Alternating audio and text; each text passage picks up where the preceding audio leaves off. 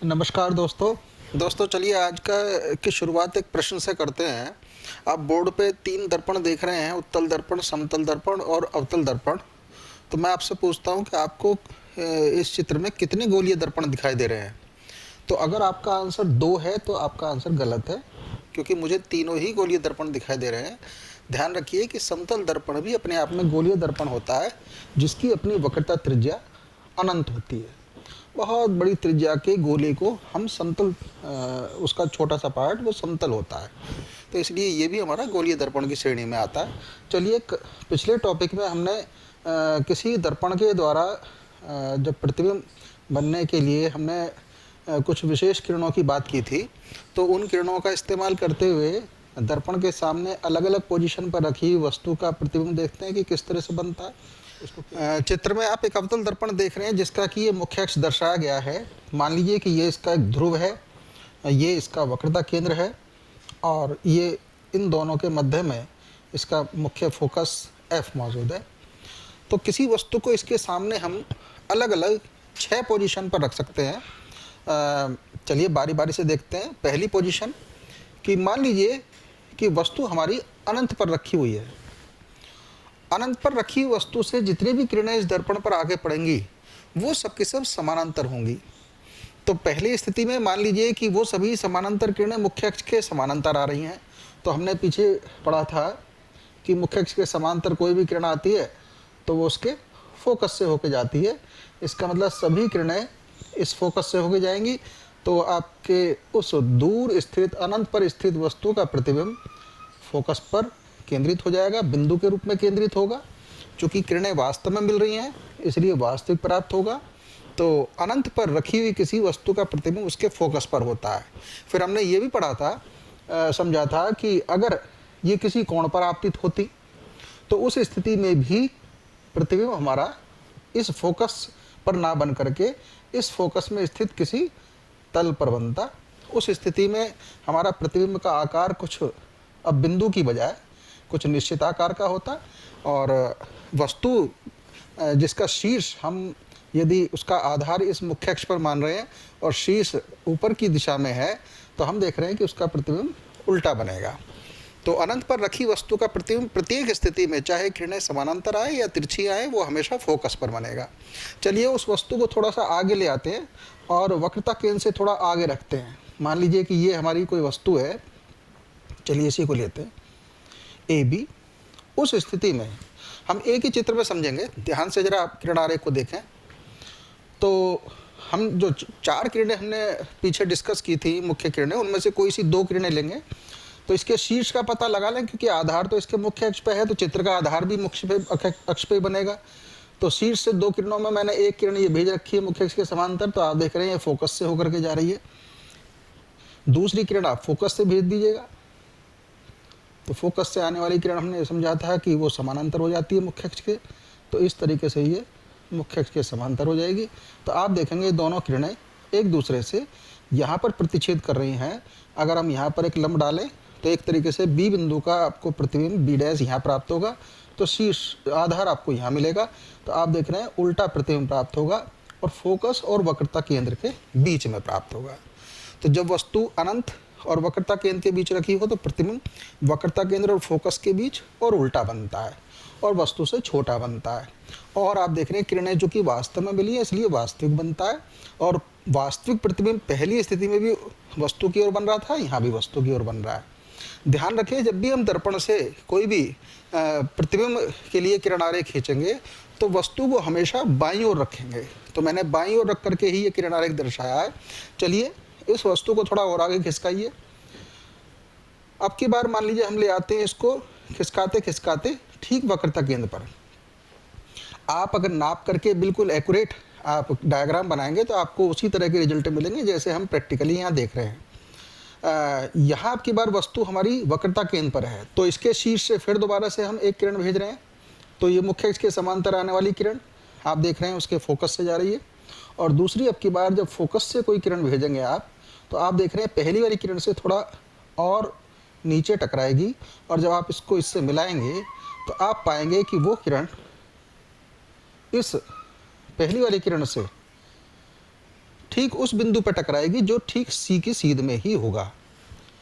देखिए, जब वस्तु वक्रता केंद्र पर रखी होगी तो आप देख रहे हैं प्रतिबिंब भी वक्रता केंद्र पर ही बनेगा, वस्तु के बराबर ही बनेगा, वस्तु की ओर बनेगा, और चूंकि किरणें वास्तव में मिली हैं इसलिए वास्तविक ही बनेगा।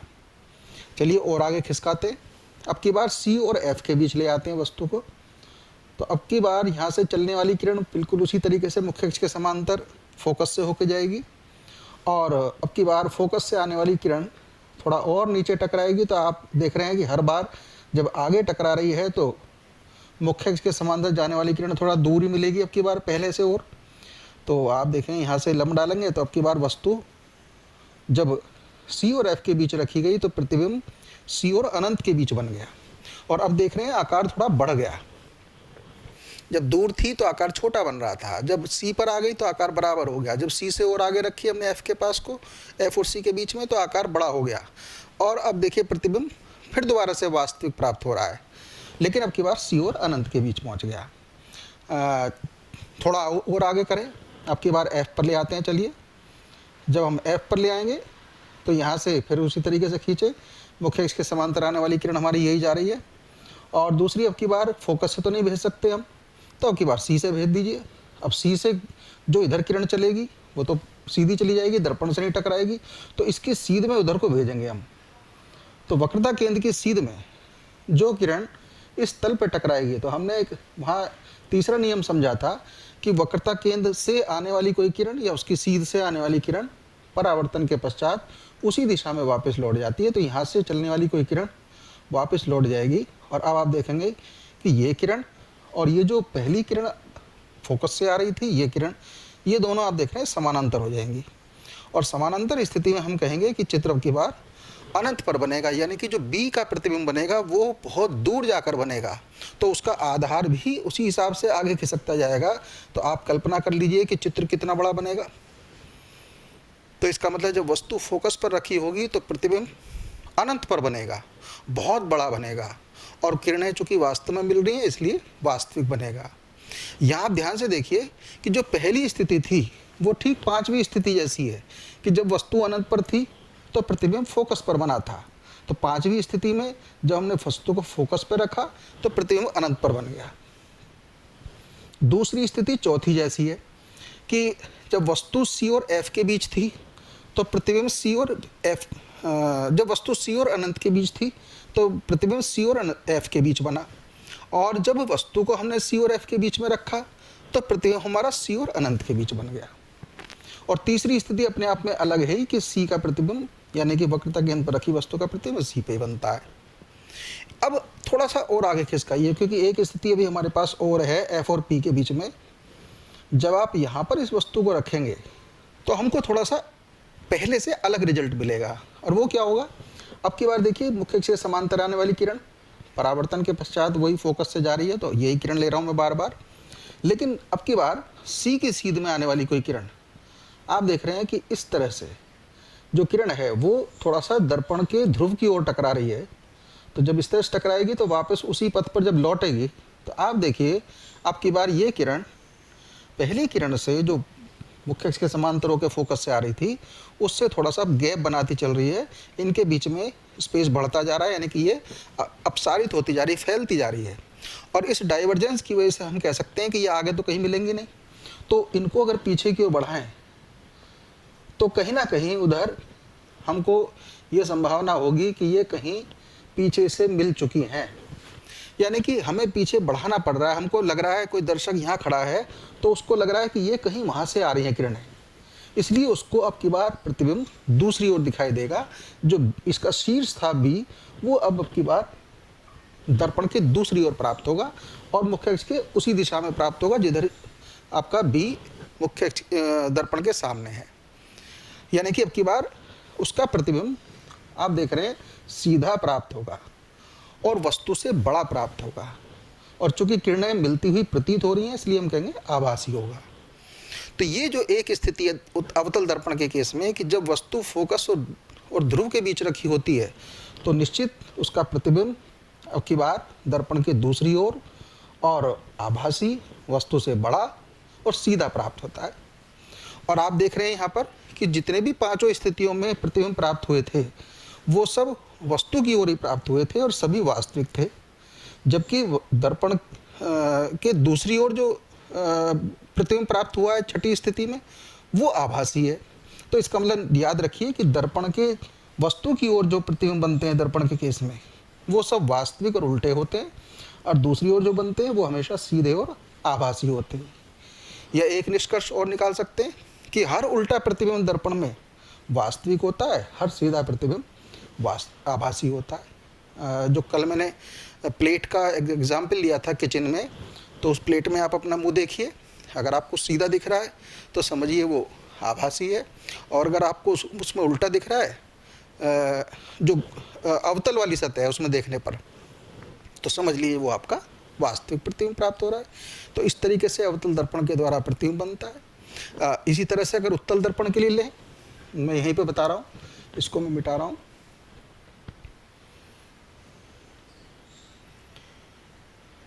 मान लीजिए कि ये हमारा उत्तल तल है और उत्तल दर्पण है, और इसका ये ध्रुव है, और इसका कहीं वक्रता केंद्र उधर, और फोकस इन दोनों के मध्य में, और वस्तु को हम इसके सामने रखें, तो आप देखेंगे कि उत्तल दर्पण के केस में वस्तु को दर्पण के सामने कहीं पर भी रखें आप, हमेशा उसका प्रतिबिंब आभासी और सीधा ही प्राप्त होगा।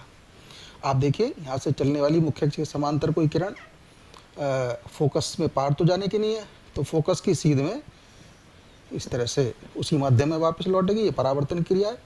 और दूसरी किरण जो फोकस की सीध में आ रही होगी, चार में से कोई सी दो किरण ले रहे हैं अपनी पसंद की, तो दूसरी किरण जो फोकस की सीध में आ रही होगी, तो फोकस की ओर आती हुई किरण मुख्य अक्ष के समांतर हो जाएगी, यानी कि वो इस तरह से जाएगी। अब आप देखिए ये किरण और ये किरण दोनों परावर्तित किरणें फैलती जा रही हैं, तो इनको अगर पीछे की ओर बढ़ाएंगे तो हम पाएंगे कि ये कहीं यहाँ मिलेंगी, और यहाँ से डाला गया लंब स्पष्ट है कि यदि ए बी वस्तु है तो बी का शीर्ष जो बी है उसका प्रतिबिंब बी डैश यहाँ प्राप्त होगा, आधार ए मुख्य अक्ष पर ही होगा। तो आप देख रहे हैं कि इस स्थिति में सीधा प्रतिबिंब प्राप्त हो रहा है और दूसरी ओर प्राप्त हो रहा है। और एक विशेषता यहाँ देखिए, चाहे आप कहीं भी रखिए, आप कहीं पर भी रख करके इसका किरण आरेख बनाइए, चाहे आप इसको बहुत नज़दीक ले आइए, हर स्थिति में ये सीधा और आभासी प्रतिबिंब प्राप्त होगा और वस्तु से छोटा प्राप्त होगा। यहाँ आप देखिए ध्यान से कि अवतल दर्पण में जो आभासी प्रतिबिंब प्राप्त हो रहा था वो वस्तु से बड़ा मिल रहा था, और उत्तल दर्पण में सीधा प्रतिबिंब वस्तु से छोटा मिलता है। अगर हम आपको दो दर्पण दे दें और कहें कि बताइए इनमें से कौन सा उत्तल है कौन सा अवतल है, तो आप दोनों में पास ला करके चेहरा देखिए अपना, जिसमें आपको छोटा दिखाई दे वो उत्तल दर्पण, और जिसमें बड़ा दिखाई दे वो अवतल दर्पण। और जो वाहन होते हैं उनमें ड्राइवर की साइड में जो रियर मिरर होता है उसमें आप देखिए चित्र जो है छोटे ही दिखाई देते हैं, तो आप कौन सा दर्पण हुआ वो उत्तल दर्पण हुआ।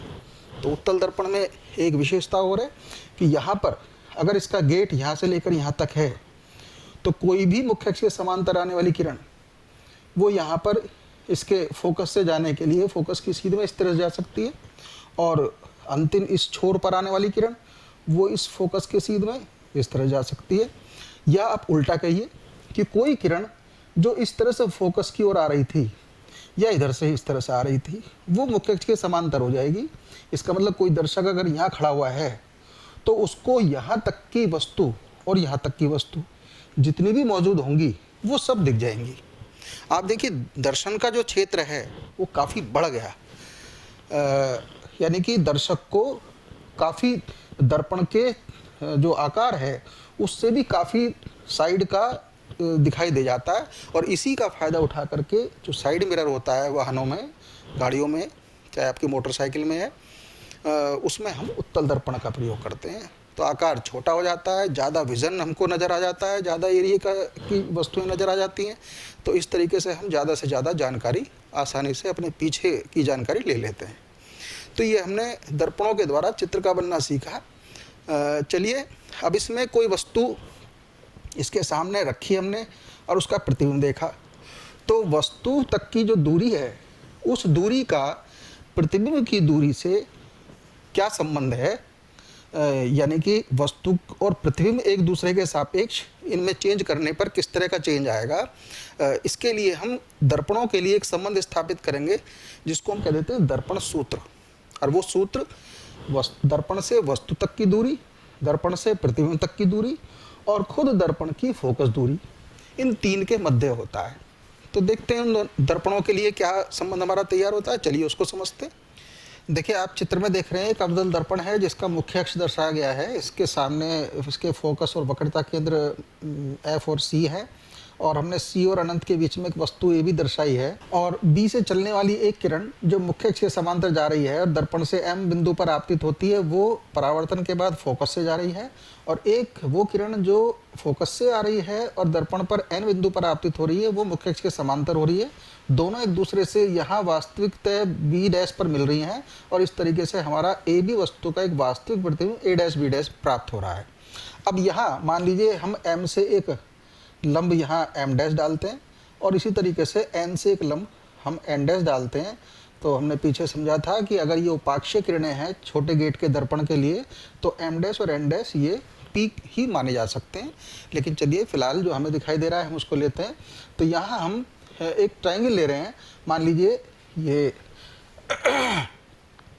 आप देख रहे हैं M N M dash F, triangle M M dash F, और दूसरा triangle F A dash B dash, triangle F A dash B dash.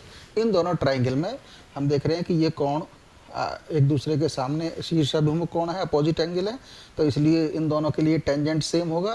तो टेन थीटा हो जाएगा हमारा। अगर मान लीजिए मैं इस एंगल को थीटा कहता हूँ तो ये भी थीटा ही होगा, तो टेन थीटा हो जाएगा उस ट्राइंगल के लिए M M dash upon M dash F, M M dash upon M dash F, और ये इस ट्राइंगल के लिए हो जाएगा A dash B dash upon A dash F. और हम जो ये एम एम डैश है इसको हम ए बी कह सकते हैं, क्योंकि ये ठीक किसी आयत के आमने सामने की भुजाएं हैं। तो ये हो जाएगा A B upon M dash F equal to A dash B dash upon A dash F, या यहाँ से ट्रांसफ़र कर दें आप, इसको नीचे ले लें, तो A B upon A dash B dash equal to हो जाएगा ये इधर जा करके M dash F upon A dash F, equation number 1।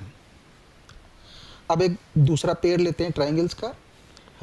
आप देखिए ऑब्जेक्ट से रिलेटेड है, वस्तु से संबंधित, ए बी एफ और एक एफ एन डैश एन, यानी कि ट्राइंगल ए बी एफ और triangle F N dash N.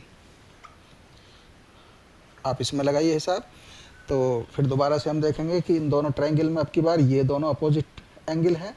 अगर ये फाई है तो फिर दोबारा से हम ट्रिग्नोमेट्री से देखेंगे, टेन फाई इक्वल टू इस ट्राइंगल में हो जाएगा A B upon A F, A B upon A F equal to, और इधर हो जाएगा आपका इस टेन फाई के लिए N N dash upon N dash F, N N dash upon N dash F, और एन डैश एफ को हम ले सकते हैं एन एन डैश को हम ले सकते हैं ए डैश बी डैश, क्योंकि ये ठीक इसके आयत के सामने की भुजा है। तो A dash B dash upon N dash F transfer कर दीजिए, तो इससे हमको मिल जाएगा A B upon A dash B dash equal to A F ऊपर आ जाएगा, तो A F upon N dash F, ये इक्वेशन नंबर 2। आप देख रहे हैं दोनों इक्वेशन में हमारी लेफ्ट हैंड साइड सेम है, तो राइट हैंड साइड भी हम कंपेयर करके सेम कर सकते हैं। तो यहाँ से अगर कंपेयर कर देते हैं तो हमको मिलेगा इसकी left hand side M dash F upon A dash F equal to A F upon N dash F. और यहाँ देख रहे हैं एम डैश और एन डैश वो पॉइंट्स हैं जो पी के नज़दीक हैं। तो छोटे गेट के लिए इसका मतलब है कि उपाक्षीय किरणों के लिए, जो हमने पीछे, अगर उपाक्षीय किरणों की बात करते हैं हम, तो जो एम डैश और एन डैश ये दोनों पॉइंट जो है हमारे, वो पी को इंडिकेट करेंगे, पी के बहुत नज़दीक हो जाएंगे। तो सभी दूरियां हम एम डैश एन डैश की बजाय पी से माप सकते हैं। तो ये हमारा चेंज हो जाएगा नई टर्म में, एम डैश एफ की जगह हम कह सकते हैं उसको P F upon A dash F, ये हमारा है ही, equal to A F upon, और ये N dash F, N dash भी हमारा पी ही कंसीडर करेंगे हम इसको, तो ये भी हमारा पी एफ हो गया। थोड़ा सा आप देख रहे हैं कि पी एफ भी पी से नप रही है, ये भी, लेकिन ये दूरियां पी से नहीं नप रही, जबकि हम यहाँ पर सभी दूरियों को ध्रुव से नापेंगे। तो ध्रुव से नापने के लिए आप देखिए पी एफ, तो पी एफ ही रहने दीजिए, अपॉन ए डैश एफ, ये दूरी, इसको हम कह सकते हैं P A dash minus P F, P A dash minus P F. इसी तरीके से ए एफ जो डिस्टेंस है वो ए से एफ तक यहाँ तक है, और हम उसको पी में कन्वर्ट करने, पी से कन्वर्ट दूरी नापने के लिए हम कह सकते हैं P A minus P F. इस दूरी में से इसको माइनस कर देंगे तो ये दूरी रह जाएगी, तो इसको लिख सकते हैं P A minus P F upon, और हमारा P F as it is है ही। तो इस तरीके से आप देख रहे हैं, अब इस जो कॉम्बिनेशन है, जो रिलेशन है, उसमें सभी दूरियां पी से नप रही हैं। और ये जो हमने पिछली क्लास में भी हमने समझा था कि सभी दूरियों को हम ध्रुव से नापते हैं, और जो नापने का सिस्टम है उसमें हम एक परिपाटी इस्तेमाल करते हैं, जो हमारा कार्टेशियन साइन सिस्टम है, कार्टेशियन पद्धति, वो यही है कि जिस तरह से मूल बिंदु के दाईं ओर की दूरियां प्लस में, इधर माइनस में, इधर प्लस में, इधर माइनस में होती हैं, उसी तरीके से अगर हम ध्रुव को मूल बिंदु के रूप में कंसिडर करें तो जिस दिशा में किरण आती है उस दिशा की दूरियां पॉजिटिव में नपती हैं।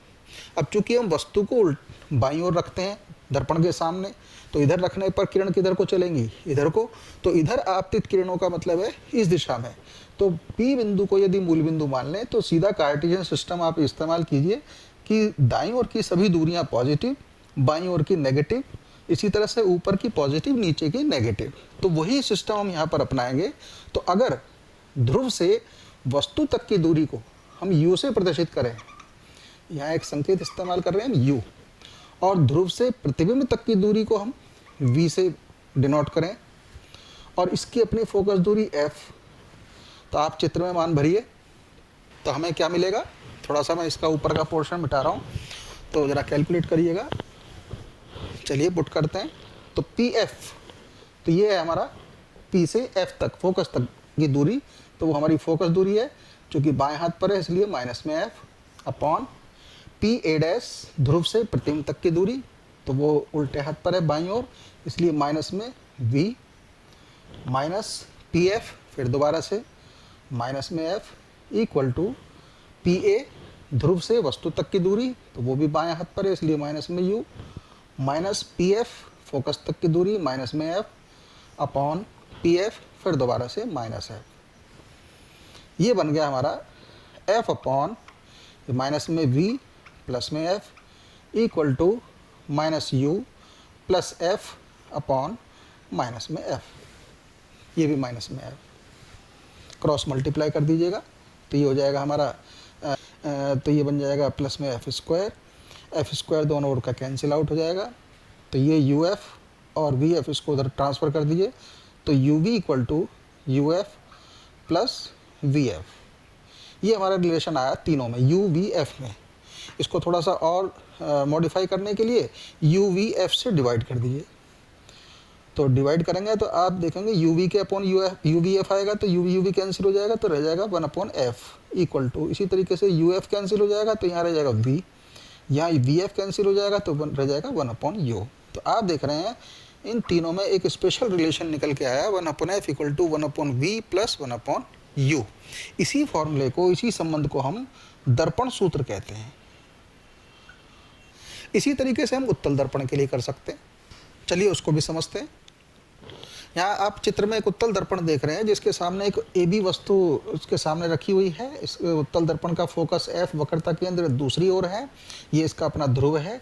तो उसी तरीके से जैसे हमने पीछे किरण आरेख सीखा था, तो शीर्ष से चलने वाली, बी से चलने वाली एक मुख्य अक्ष के समांतर किरण अगर किसी दर्पण के एम बिंदु पर आपतित हो रही है तो हम देख रहे हैं वो फोकस की सीध में परावर्तित हो रही है। एक दूसरी किरण जो फोकस की सीध में आ रही है वो परावर्तन के पश्चात मुख्य अक्ष के समांतर हो रही है, और इन दोनों किरणों को अगर हम पीछे की ओर बढ़ा रहे हैं तो हम देख रहे हैं कि ए डैश पर वो बी का ये बी डैश प्रतिबिंब यहाँ प्राप्त हो रहा है, और ए हमारा आधार वहीं है, तो ए बी का एक सीधा प्रतिबिंब प्राप्त हो रहा है। अब उसी तरीके से जैसे हमने अभी अवतल दर्पण के लिए किया था, हम चलिए संक्षेप में करते हैं कि मान लीजिए वस्तु के द्वारा एफ पर बनने वाला कोण आपको दिख रहा है यहाँ पर थीटा है, और इसी तरीके से जो ये प्रतिबिंब है, इसके एफ पर बनने वाला कोण मान लीजिए ये फाई है। और हम जिस तरह से हमने वहाँ पर लंब डाले थे, मान लीजिए एम से डलने वाला एक लंब एम डैश और एन से डलने वाला लंब एन डैश है। तो यहाँ पर आप ट्राइंगल देखिए, एक ए बी एफ, मैं आपको हिंट दे रहा हूँ, आप थोड़ा सा कैलकुलेट आप करिएगा।